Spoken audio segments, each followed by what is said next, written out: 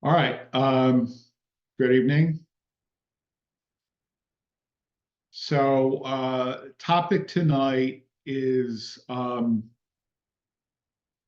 anti-Zionism always anti-Semitic? Um, we could save a lot of time. I could answer in one sentence. I would say not always, but often. All right. But having said that, let me unpack it a little bit. Um, so, and you guys know me, right? So there's always a historical background. So let me start with that. All right. So when Zionism started, and it's hard to even say precisely when Zionism started, because there were proto-Zionist writings as early as the 1850s. But as an organized movement, it probably started sometime in the 1880s. Um, and the fact of the matter is that when Zionism started, most religious Jews opposed it. Okay, and in Orthodoxy, the opposition. I mean, there's this concept known as chutzpah klapei shamaya. All right, chutzpah, you know what that is, right? Chutzpah towards God, right? Because as I often said, right? I mean, theologically, right? Traditionally, why did the Jews go into exile? Right? Why did the Jews go into exile? Yeah, go ahead. Just go ahead. Just jump in. Um, I guess traditionally because they sinned or they didn't follow the commandments, maybe. Right. They sinned, and therefore God sent us into exile. Right. And you know, if you have a teenager and your kid does something for which you ground them, right? You're the one who decides when the grounding ends, right? Not them, right? And um, the Zionist movement was, in essence, us deciding, you know what? We're tired of waiting for God, right? We are going to do this ourselves, right? So when you read stuff like, well, Judaism was always Zionist, or, there's many references in every service to return to Zion.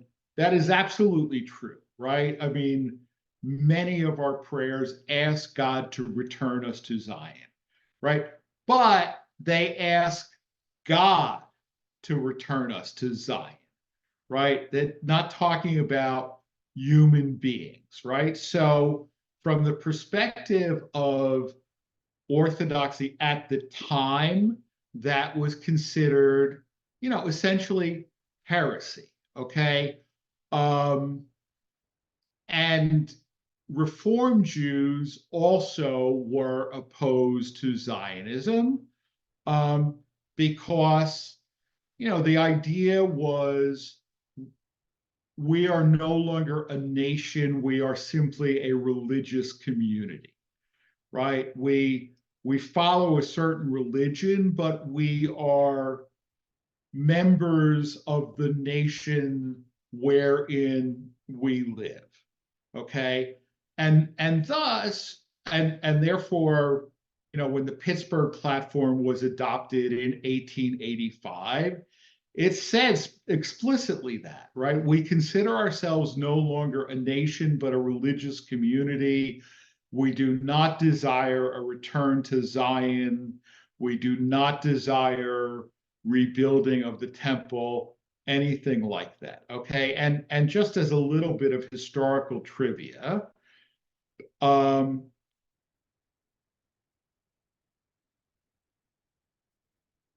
the idea of calling a synagogue a temple, right, comes from Reform anti-Zionism, right? It comes from Reform anti-Zionism because essentially it is saying this synagogue that we built in Charleston or Pittsburgh or New York or Richmond or wherever is as holy as the temple in Jerusalem, right? And it drives me right up the wall. I mean, we do have, a couple of members, and it's interesting because I have found particularly Jews from New York tend to call all synagogues temples, right? And I don't think that Jews in New York are particularly anti-Zionist compared to other Jews. I don't know why, but it drives me right up the wall. It drives me right up the wall. We do not have a temple. We have a synagogue, right? And sometimes I can get people to stop saying temple by pointing out that it's anti-Zionist to call a synagogue a temple, right? But that's a little bit of historical trivia. But that's when Reform Jews started calling their synagogues temples, and conservative Jews, like when we started to get fancy, when we started to say, oh, we are as socially prestigious and as wealthy as the Reform, then some, but, I don't think there's any around here. There's none. There's no conservative synagogues that use the term temple, but, in other places there certainly are. Okay. So most American Jews were not Zionist until news of the final solution started coming, and then, for the most part, American Jewry became, if not Zionist, then let's say pro-Zionist, right? Because one of the problems here is definition of terms, even, right? And I would say that prior to that, most American Jews were not necessarily anti-Zionist, but they were non-Zionist, right? But of course, again, it depends on what you mean when you use the term non-Zionist, Zionist, anti-Zionist, right? People have different definitions of that, right? But when the news of the final solution, right? And if you remember, I mean, towards the beginning, the Nazis said, we'll let the Jews leave, right? We'll let you guys, you criticize us, right, for persecuting the Jews. Fine, you take them. And when nobody wanted to take us, the Nazis said, you see, you hypocrites, you don't want the Jews either, right? And that was true in America.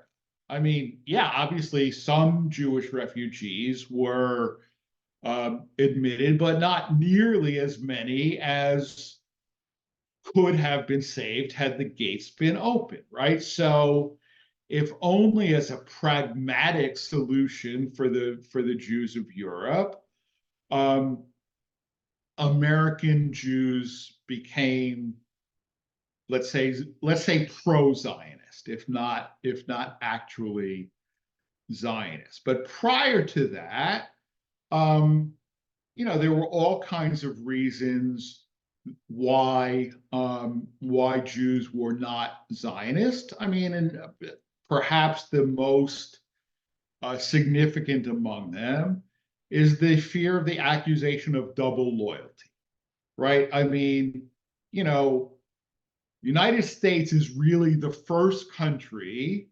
that offered Jews the opportunity to really become part of the country and not just, a tolerated or not so tolerated minority, but you could really be an American, right? And why would you risk that by having loyalty to another country, right? Or it wasn't even a country yet, right? But the idea of dual loyalty. But beyond that, aside from Orthodox Jews who were religiously, ideologically anti-Zionist, Reform Jews who were religiously, ideologically anti-Zionist, um, there were also a lot of Jews who were socialists or communists, right? They were socialists or they were communists. They were Yiddishists, right? And there was also this whole struggle of Yiddish versus Hebrew. I mean, to the point, again, this is really before my time, but I know that there are people who will tell me, oh, my parents didn't send me to Hebrew school.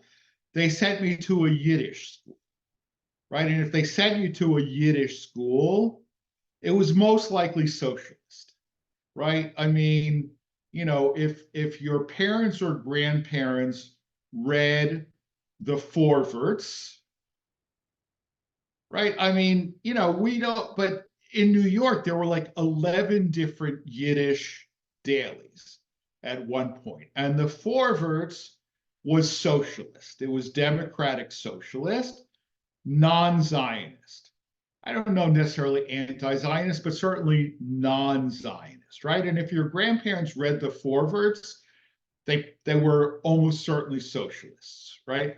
If they read the Morgan Freiheit, they were communists, right? Because the Morgan Freiheit was the communist Yiddish daily in New York. And, when people, again, I try to debunk false beliefs, right? Oh, 2 generations ago, everybody was from. No, 2 generations ago, almost nobody was from, right? Your grandparents were far more likely to have been socialists or communists than to have been from. It's just a fact. But, so there were other reasons why Jews were not Zionist. And it was in 1942, right? So back up a second. There is this organization called the World Zionist Organization, okay? And every so often there is the World Zionist Congress, to which there are elections. The World Zionist Congress still exists. The next elections are next year in 2025. And any Jew can vote. All you have to declare yourself to be a Zionist, and you have to pay like $5 because to fund the running of the election. But obviously, during World War II, the World Zionist Congress could not be held. So, but in America, the different Zionist organizations still function freely. So there was what they called the Extraordinary Zionist Congress in 1942, met at the Biltmore Hotel in Manhattan, and they adopted the Biltmore platform, which said, among other things, that Palestine be established as a Jewish commonwealth integrated into the structure of the new democratic world. Okay. And that was really the first time that Zionism explicitly said our goal is a Jewish state.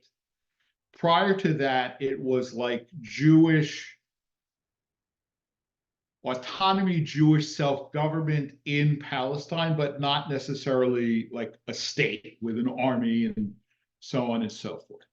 And by then, again, I mean, most, American Jewry was at least pro-Zionist. But anti-Zionism still persisted.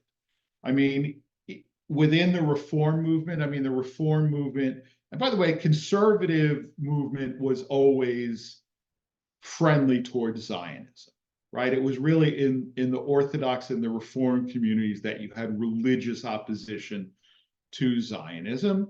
And, when Reform became Zionist, there were a few holdouts, and they started an organization called the American Council for Judaism. Um, I don't know if it still exists. I mean, a few years ago, it definitely still existed as this sort of rump little body of unhappy Reform Jews who were upset at yarmulkes and upset at too much Hebrew in the service and, upset at support for Israel. But, within Orthodoxy, there still, you know, the Satmar Hasidim are strongly anti-Zionist. There's an organization called Neturei Karta. Neturei Karta is Aramaic for guardians of the city. And if you ever see, like,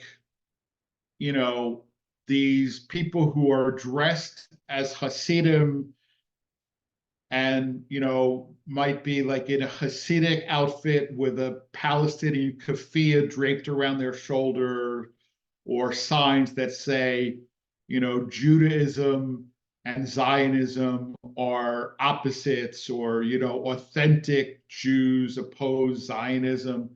That's Neturei Karta. Okay. But even, and frankly, the rest of the Orthodox world looks at them as nuts. But they still exist, right? But the fact that the rest of the Orthodox world looks at Neturei Karta as nuts does not mean that the Haredi Orthodox world is Zionist. They are not. And being pro-Israel and being Zionist are not necessarily the same thing. But I'll give you an example. I mean, I remember this as clear as day. When I lived in Baltimore, I often went to, we lived in a heavily Orthodox neighborhood, and a particular Orthodox shul that I would frequently go to. And there's a big yeshiva in Baltimore called Ner Yisrael. And there was a bar mitzvah at the shul, and the bar mitzvah was the grandson of the Rosh Yeshiva of Ner Yisrael, Rabbi Aharon Feldman. And so, they had the Rosh Yeshiva sit up on the beam. And this was a pro-Zionist or Zionist shul. And so they said the prayer for the state of Israel, right? I mean, just like we say every Shabbat, or most Shabbats. I mean, if we're running a little late, I might skip it, but most Shabbats, we say the prayer for the United States and the prayer for Israel. Well, in this shul, like, when they said those prayers, everybody stood. So the Rosh Yeshiva stood for the prayer for the United States. And as soon as they started into the prayer for Israel, he quite demonstratively sat down with a very, very loud thud. And everybody went, ooh, because it was kind of like shocking, right?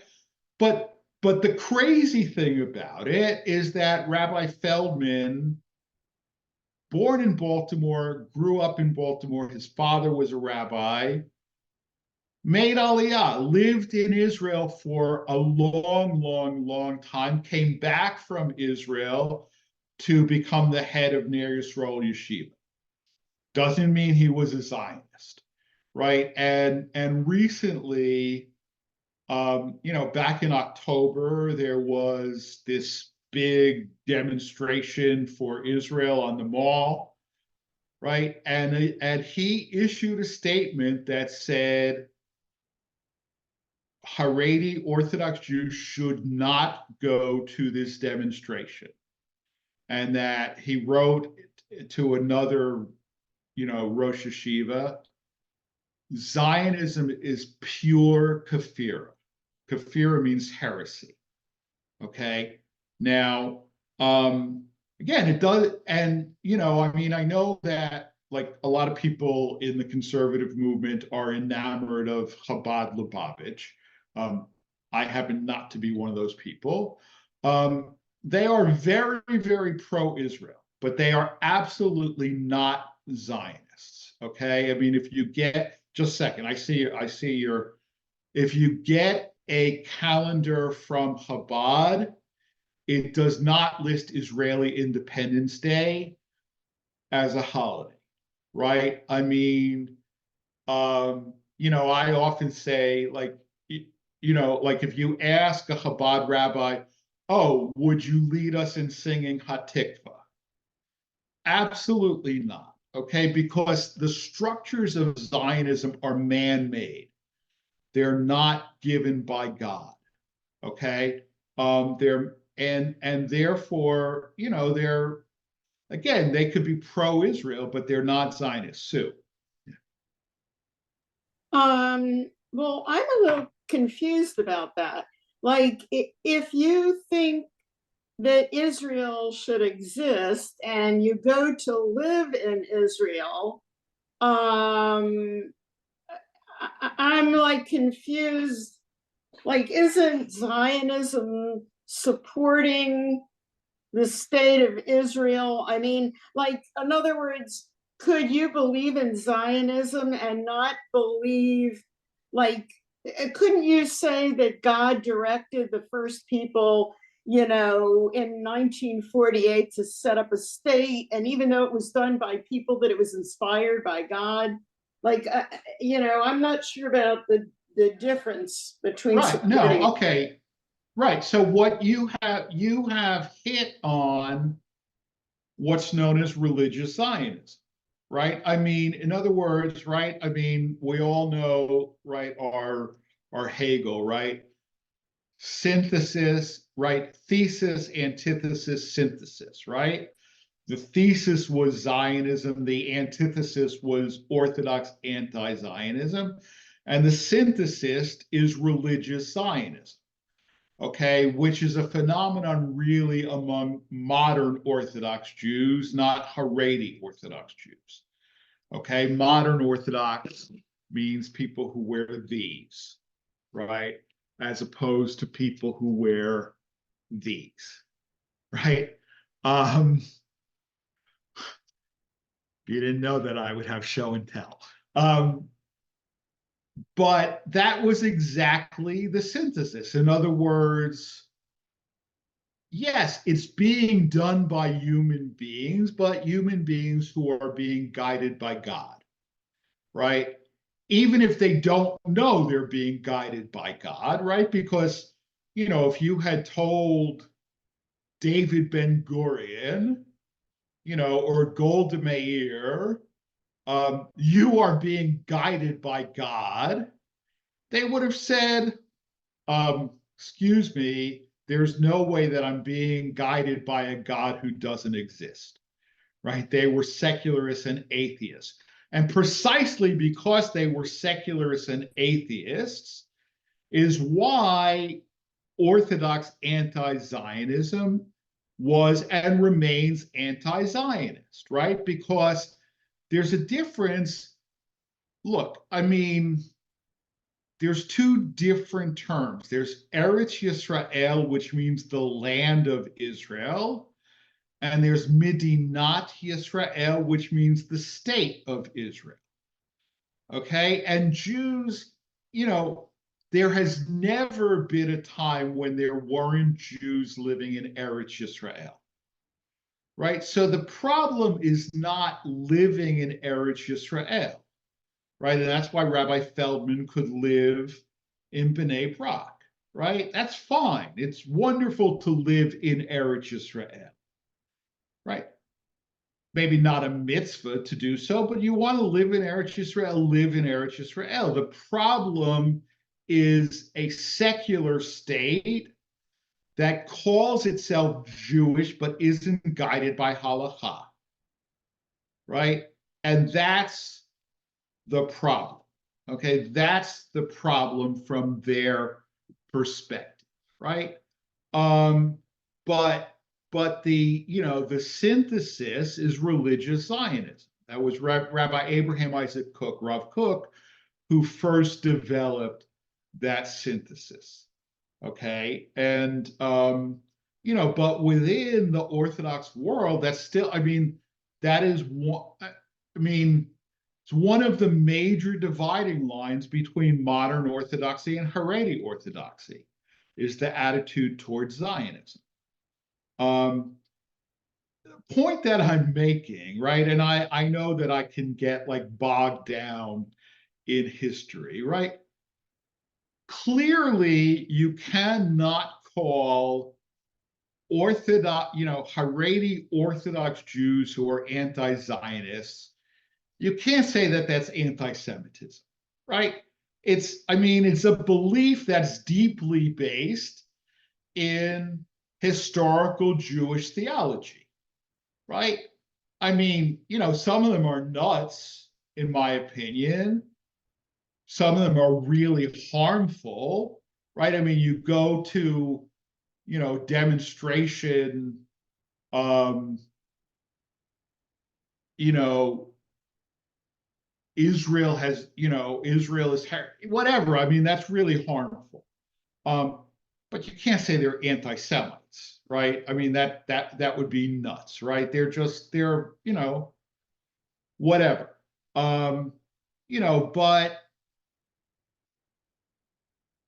you know, so Israel did not become a big part of American Jewish identity until the 1960s. Um, I mean, I was born in 1960, so this is stuff I don't necessarily remember, but I know about, right?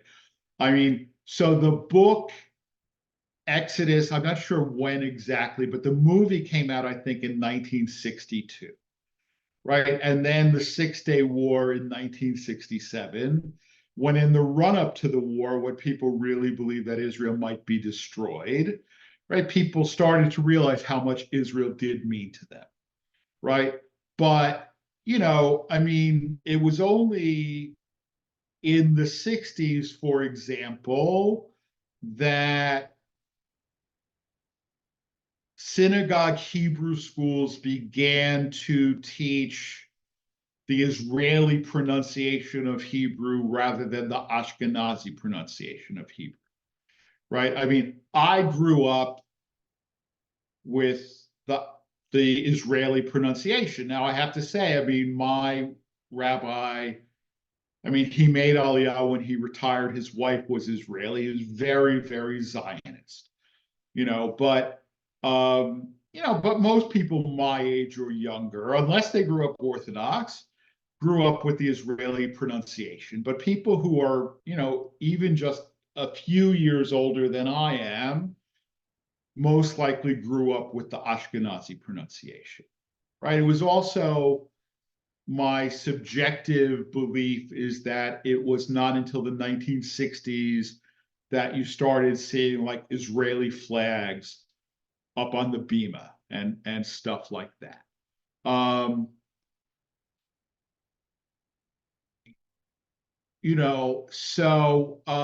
That's when Zionism really sort of conquered the American Jewish community, right? Now, but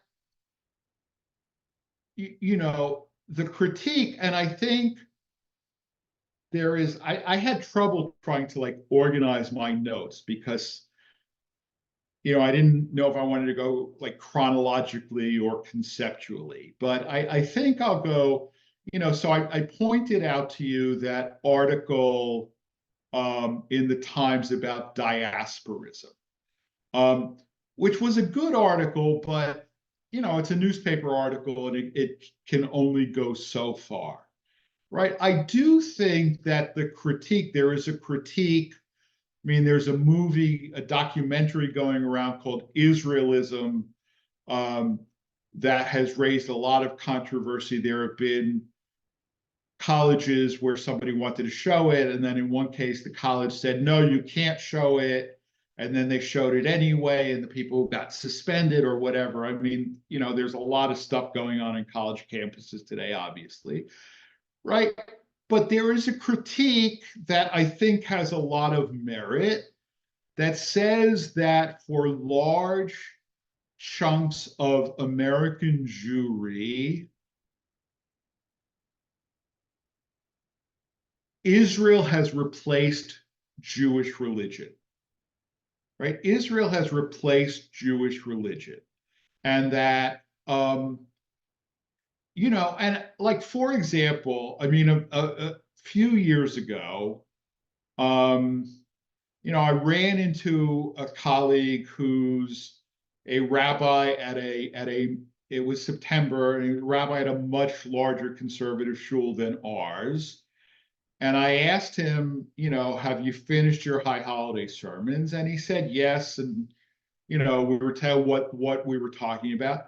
All three of his high holiday sermons were about Israel.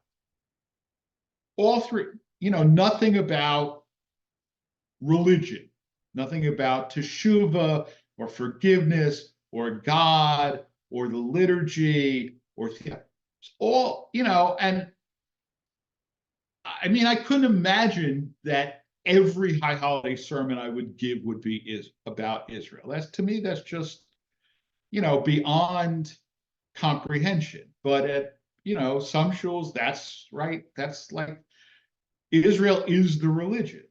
Um, and I think that critique is valid. Okay. And so you now have, a younger generation, by which I mean, kids who are in college now or just out of college, who are saying, you know, a couple things, right? One is that, yeah, I mean, everything that we've learned about has been Israel, Israel, Israel, and, not exactly an accurate picture, right? I mean, the Israel that can do no wrong, right? When in point of fact, we all know, look, and I know all of you, right? We're all pro-Israel. We all love Israel. But that doesn't mean we can't acknowledge that Israel has flaws, right? Israel has flaws. Israel has flaws. Israel has made mistakes. Um, Israel has caused, both intentionally and unintentionally, a lot of suffering for Palestinians. Doesn't mean we don't love Israel, right? Any more than, you have, you know, a relative or, a spouse or whatever, and you see their flaws. It doesn't mean that you don't love them, right? But part of loving them is also wanting them to correct their flaws if possible. Um, but I think, a lot of kids feel that they have not been taught any sort of balanced view of Israel, which is a mistake, because when they get to college, they're going to encounter other views and other perspectives, right? And it would be better off, in my opinion, as an educator and as somebody who worked the first 8 years of my rabbinic career, I worked on campuses, right? If they were equipped to deal with those critiques rather than pretending that those critiques don't even exist. But the result has been, organizations like Jewish Voice for Peace, right? Which, to my mind, is the most wrong-headed and harmful organization that there possibly can be. At the same time, are they anti-Semites? I don't think you can really say that they're anti-Semites. But to some extent they actually are, because they're putting ideology, in my opinion, this is just my opinion, ideology over the real world needs of Jews, right? And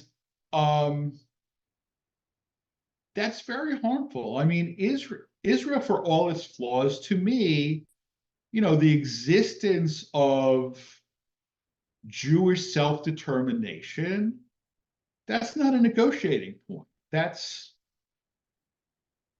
that's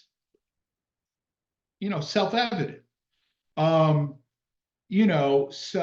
but that doesn't mean that, I mean, but they're very proud of being Jews, right? They have tapped into other streams of Jewish thought than ours, but they use Jewish symbols and so on and so forth. I mean, I would hesitate to say that they are anti-Semitic, but I do think that they are indifferent to the real world needs of Jews.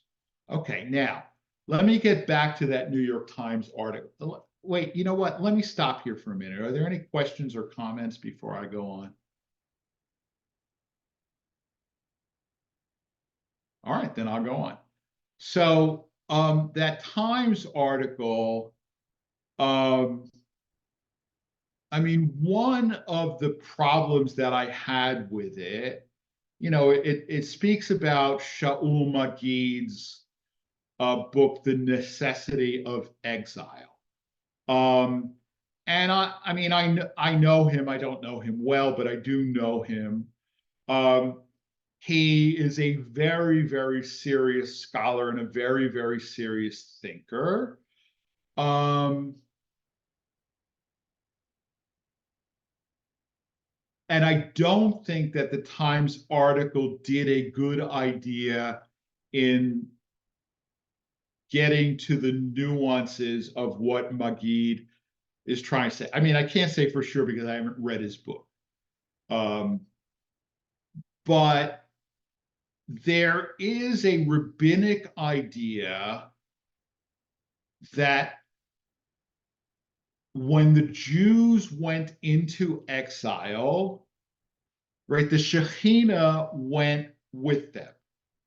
Okay, that the Shekhinah is in exile, right? And I touched on this a little bit 2 weeks ago when I spoke about Chabad and their theology, right? Their theology that the Shekhinah is in exile, right? The Shekhinah is in exile, and it is the task of Jews to reunite the Shekhinah. And when enough of the divine sparks have been reunited, that's when the Messiah will come. That's when Mashiach will come.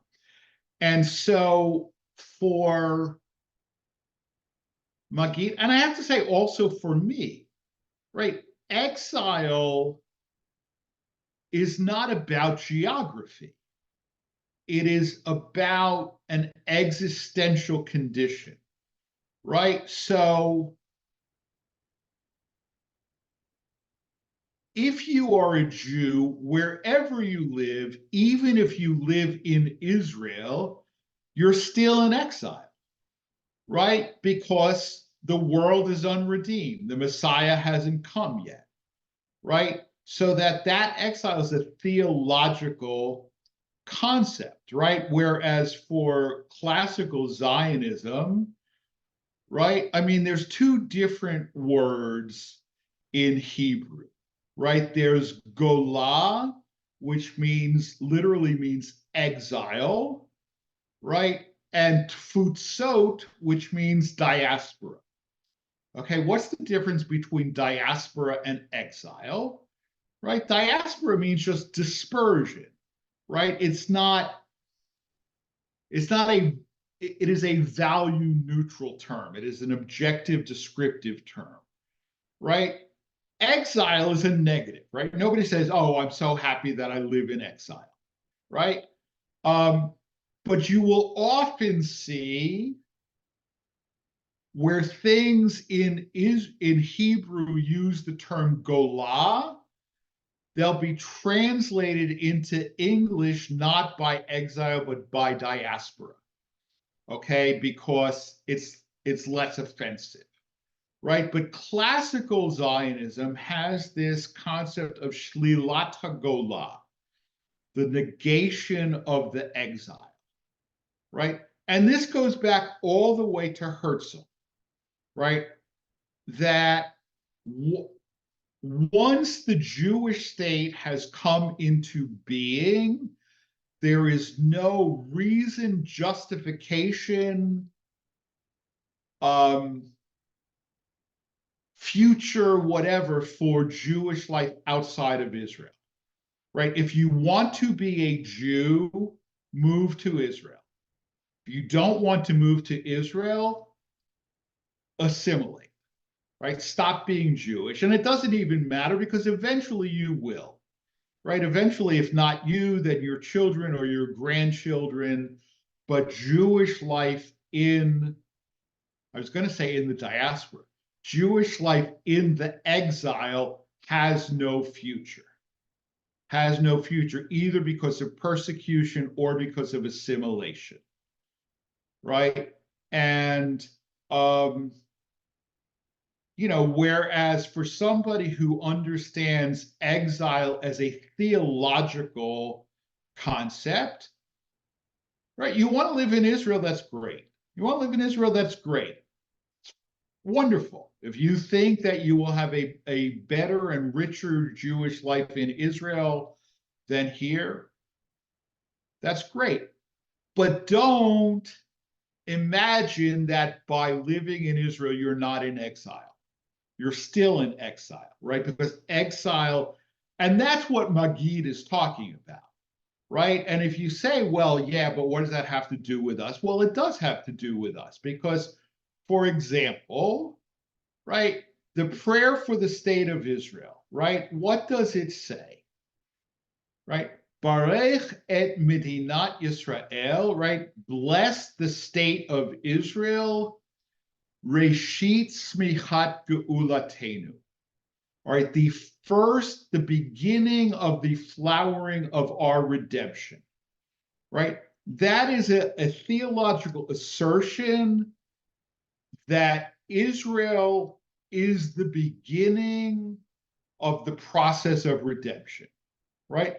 It's obviously not full redemption, right? It's obviously not full redemption, but it's the beginning of the redemptive process, right? That's a pretty bold statement, right? Now, when I say that prayer,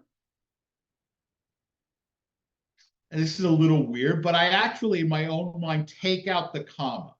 So instead of saying Barech et Medinat Yisrael Reshit Smichat Geulatenu, that is, say, bless the state of Israel, the first flowering of our redemption. If you take away the comma, it says, bless the state of Israel, that it should be the first flowering of our redemption, right? Because I'm not going to assert that it is,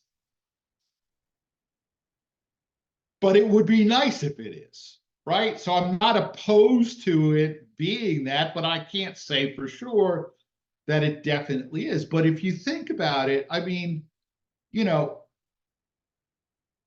even the music that we use has theological overtones, right? Like when we sing, right, the Einenu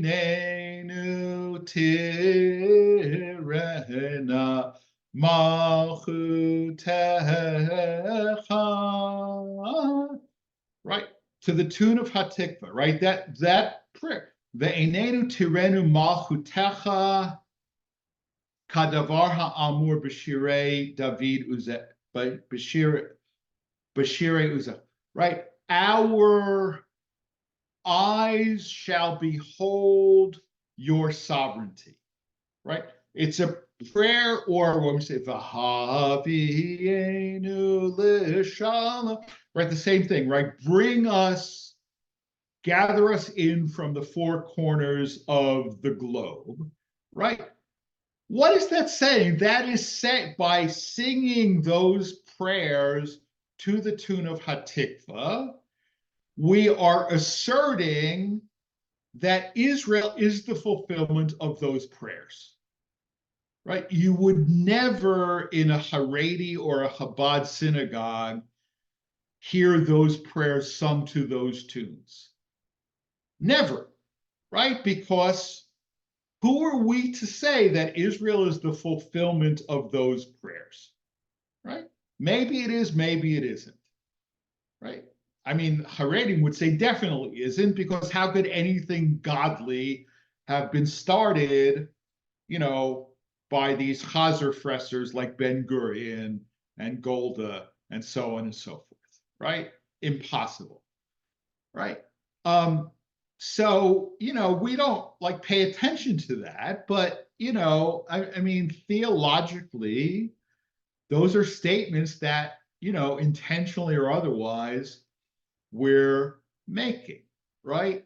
Um, but I, to get back, I mean, but I do think to get back to that article, as I said before, support for Israel is often a substitute for Jewish religious content or is subsumed with it. For example, most Hillels now, I mean, if it's a large enough Hillel to have a fairly large staff, they'll have somebody who is director of Jewish and Israel education.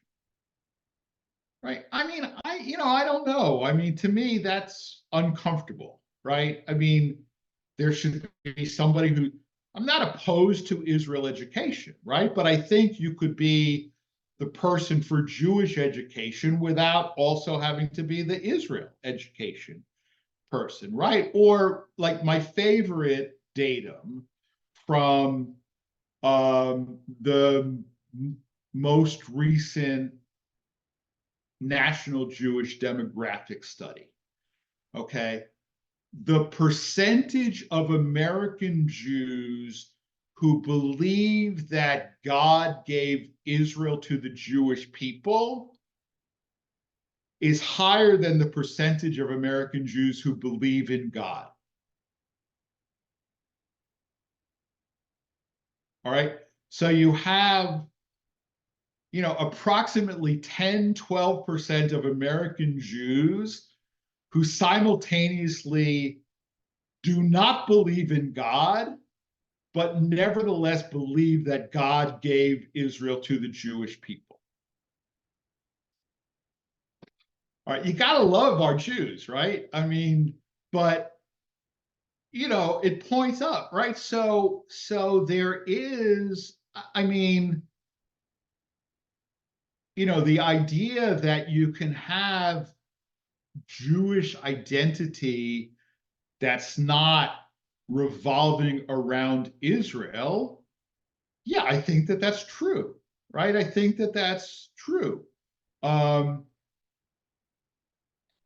and the idea that Israel is not simultaneous with redemption, I think that's also true. But that's a theological statement. All right, now I want to get, right, so I've spent the past 50 minutes or so talking about Jews, right? Now, let me talk a little bit about non-Jews, right? Um, you know, and here where I do think that non-Jews who are anti-Zionist,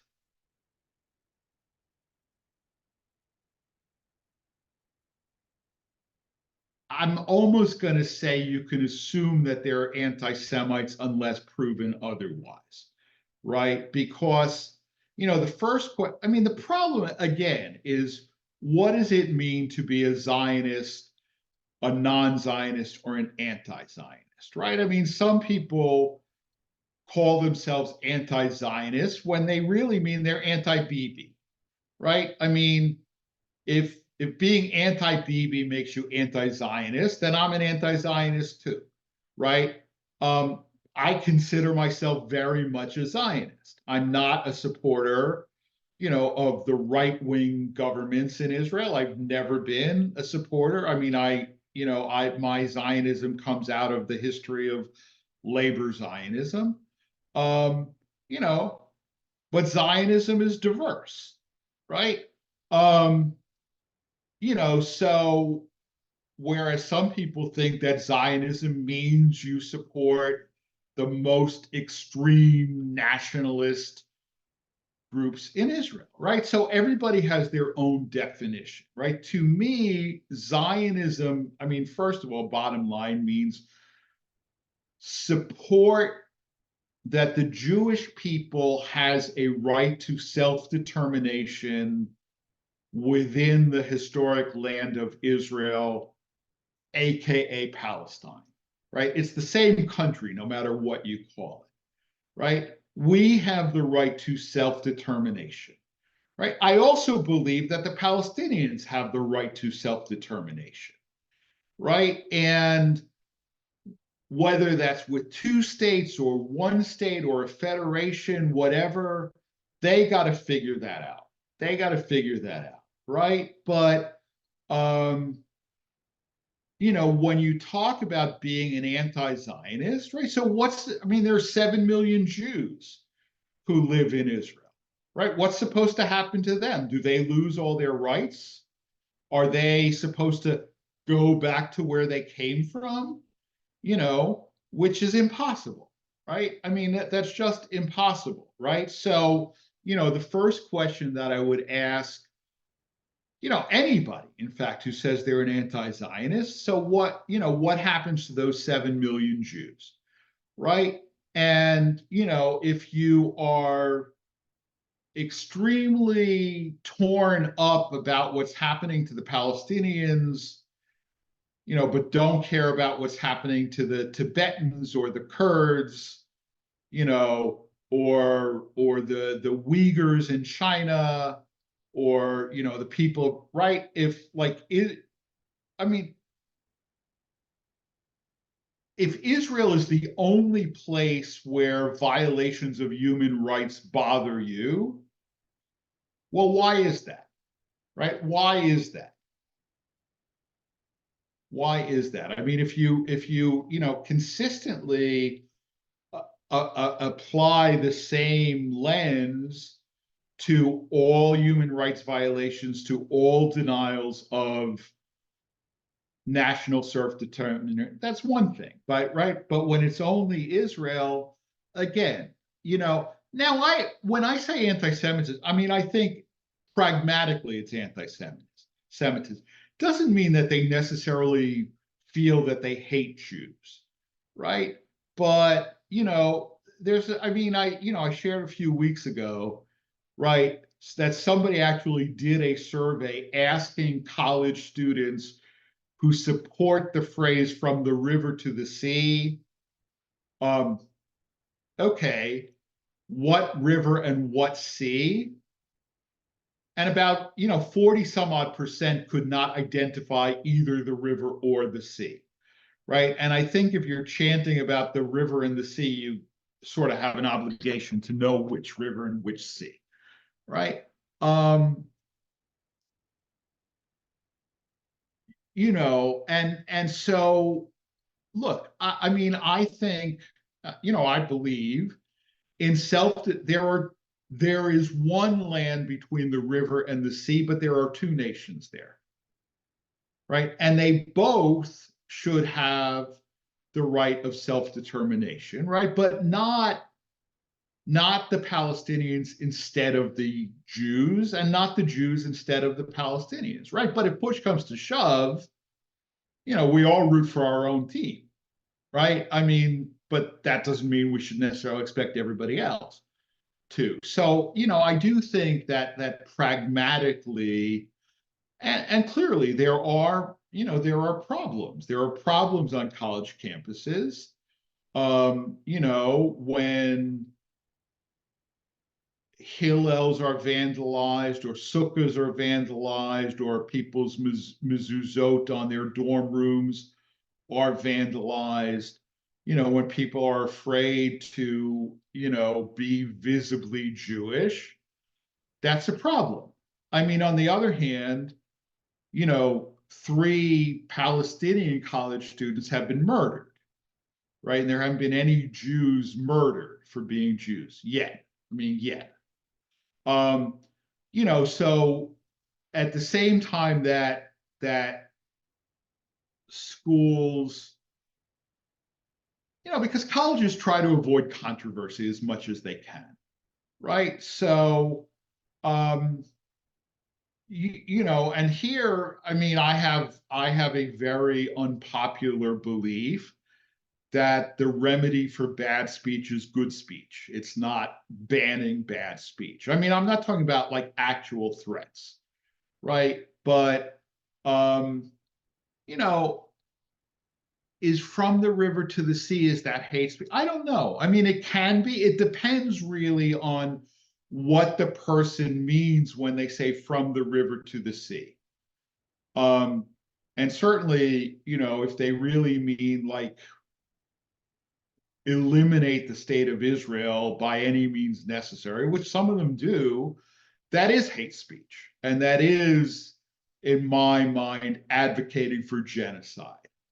Um, it's complicated. I mean, we live in messy, complicated times, and usually I try like to make things even messier and more complicated. But um, I hope in this case I've actually, I don't know, been helpful in making it less complicated. I don't know. It's tough. It really is.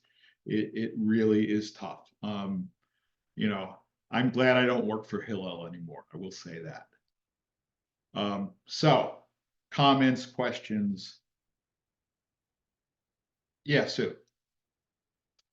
Well, two things. I I get very disturbed with people, especially Jewish people, who, because they don't like the way Israel is doing something or the way it's ruled or, the government or the prime minister, they will kind of, their whole attitude is disgusting. And yet, during the last couple of elections in our own country, we have, depending upon your viewpoint, had people in office that we haven't liked. And yet, I don't hear the same level of negativity. It's kind Right. of it's an anger with the leadership, but I don't hear people seriously, being so mad and upset like they seem to be. If I mean, the United States is far from perfect, and yet the imperfections of Israel are always brought out more than the imperfections in our own country. We seem to somehow be able to continue our daily lives and live with the imperfections here, whereas in Israel, we get all bent out of shape when they do something wrong, and they're far from perfect like we are. Right. My other thought is that when you mentioned about the sermons about Israel, I can remember growing up and every every holiday that you would think the rabbi would speak about something inspirational, they always spoke about the state of Israel. And I can remember going home and telling my mom, I'm not really inspired by this. It's like they're giving us history and they're giving us facts, and I come out of the synagogue for the high holidays, and I don't feel that inspiration that, I mean, he should be talking about the holidays or like you said, but I clearly remember that growing up, and the one other thing I just quickly mentioned is, I don't know why or how or whatever, but when I was in junior high school, I joined Habonim, which was a labor Zionist Right. group. And I mean, I didn't know at that point Zionism and not Zionism, but I will say that we always sang Israeli songs, and, we did things like that. And I feel like it really kind of made me, hyper proud of Israel and stuff like that. But I do agree with you that you need to present to kids both sides of the picture. But I don't think you should present both sides to the detriment of their pride in being supporting Israel. Like, you can give both sides and still be proud of who you are, how of supporting No, Israel. I mean, and I agree with you entirely. I mean, I mean, the problem, I mean, part of the genesis of that problem is not presenting a warts and all picture of Israel, right? I mean, and I mean, the look, my own knowledge of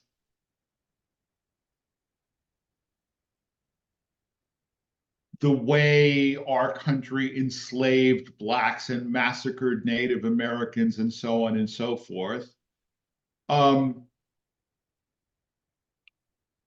You know, to some extent, I have the comfort of saying, well, none of my relatives lived here at the time, right? But we all benefit from it.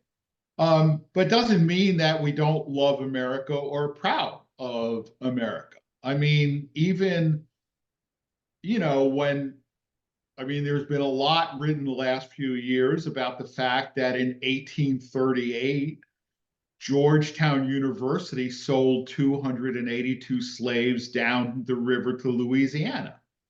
I'm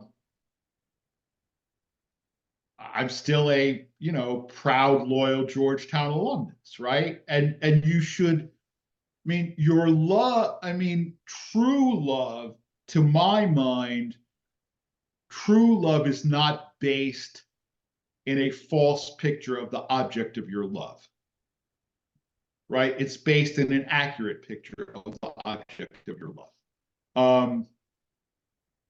You know, but I look, I agree with you. I mean, Habonim, but the thing is about Habonim, Young Judea, Hashomer Tzair, they are explicitly Zionist youth movements, right? So that's what they exist for. I mean, Habonim should be all about Israel, but USY or BBYO should not be all about Israel. That's the difference. I mean, you know, Habonim exists as a labor Zionist movement. So, yeah. Okay. Anyone else? All right. Well, good night. Shabbat Shalom. Shabbat shalom. Good night. Thank you. Thank you. You're welcome. See ya. Bye-bye. Good night.